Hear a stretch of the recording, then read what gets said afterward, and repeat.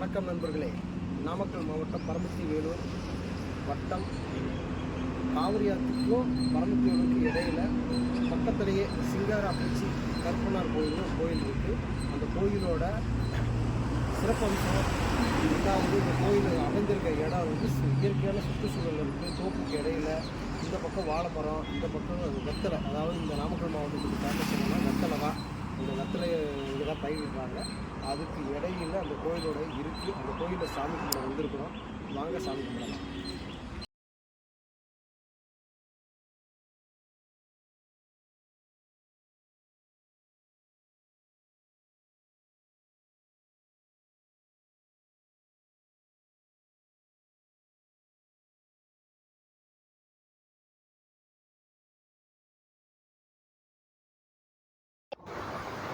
நண்பர்களே, இந்த இயற்கையான சூழ்நிலையில் இந்த பரமத்தி வேலூருடைய விவசாயம் வாழை இந்த பக்கம் பயிரிட்டிருக்காங்க. அதே போல் இந்த பக்கம் வெற்றிலை, அதாவது கொடிக்கால்னு சொல்லக்கூடிய வெற்றிலை பயிரிட்டிருக்காங்க. இந்த ரெண்டுக்கு இடையில இயற்கையான சூழ்நிலை ரம்மியமாக மரத்துக்கு இடையில சிங்கார அப்பச்சி கருப்பண்ணசாமி அமைஞ்சிருக்கிறாரு. இவருக்கு சக்தி அதிகம். இவர் வேண்டுதலை வச்சா உடனே நிறைவேறும். அந்த அளவுக்கு இவருக்கு சக்தி அதிகமாக இருக்குது. அதனால் மக்கள் இங்கே அதிகம் வந்து சாமி கும்பிட்டு போயிட்டுருக்காங்க. வாங்க நம்ம போய் சாமி கும்பிடுவோம். சாமி கும்பிட்டு இங்கே எப்படி வரணும் அப்படிங்கிறதுக்கான வழியையும் நான் உங்களுக்கு சொல்கிறேன். வாங்க போகலாம்.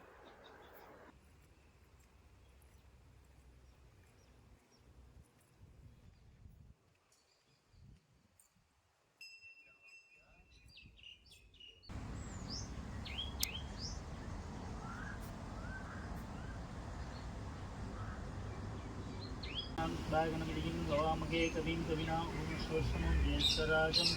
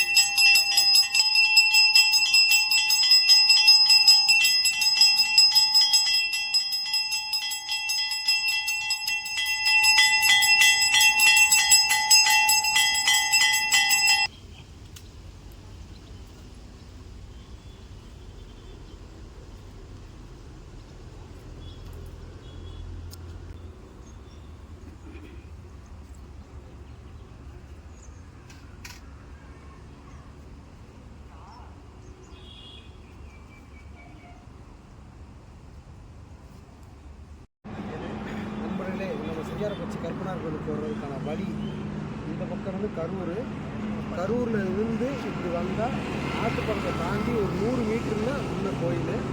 இந்த பக்கம் இருந்து பார்க்குறீங்கன்னா பரமத்தி வேலூர் உள்ளே இருந்து வந்தோம்னா உள்ளேருந்து கரெக்டாக வந்து லெஃப்ட் திரும்பணும். இது பைபாஸு.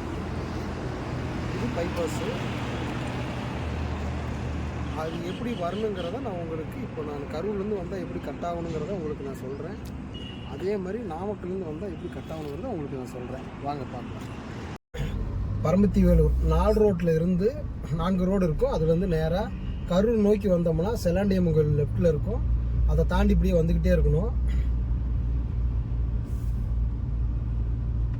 இப்படி நம்ம வந்தோம்னா கரூருக்காக உள்ளே போகிறதுக்காக லெஃப்ட் ரோடு பிரியும். அது பிரியக்கூடாது. அதில் நேராக நோக்கியே வரணும். ஆற்றை நோக்கி வந்தோம்னா பக்கத்தில் ரைட் சைடில் பாருங்கள், ஒரு பேரிகார்டு மாதிரி இருக்கும். ஒரு இது போட்டிருக்கோம். அப்படியே ரைட்